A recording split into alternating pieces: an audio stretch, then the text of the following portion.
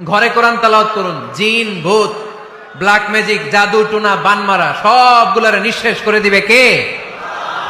এজন্য আল্লাহর হাবিব সাল্লাল্লাহু আলাইহি ওয়াসাল্লাম বলতেন, সহিহ মুসলিমের বর্ণনা, লা তাজআলু বুয়ুতাকুম মাকাবিরা, তোমরা তোমাদের ঘরগুলোরে কবর বানিয়ে রেখো না।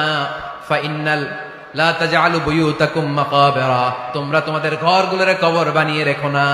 ফাইন্নাশ শাইতানা ইয়ানফিরু মিনাল বাইতিল্লাযী তুকরাউ ফীহি সূরাতুল বাকারা, যেই ঘরে সূরাতুল বাকারা তেলাওয়াত হয় ওই ঘর থেকে শয়তানগুলো দৌড়ে পালায়। সূরা বাকারা তেলাওয়াত করলে ওই ঘরে শয়তান ঢুকে ঢুকে ঢুকে সহিহ মুসলিমের আরেক হাদিসে আল্লাহ রাসূল সাল্লাল্লাহু আলাইহি ওয়াসাল্লাম বললেন, ইকরাউ সূরাতাল বাকারা, তোমরা বেশি বেশি সূরা বাকারা পড়ো। ফা ইন্না আখযাহা বারাকা, যে সূরা বাকারা পড়ে তার ঘরটা বরকত দিয়ে ভরে দেয় কে?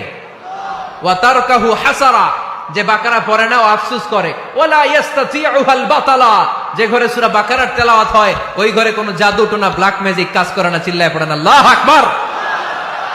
বাড়ি উদ্বোধনের সময় নিজেই সূরা বাকারা দিয়ে বাড়ি উদ্বোধন করবেন, পারা যাবে?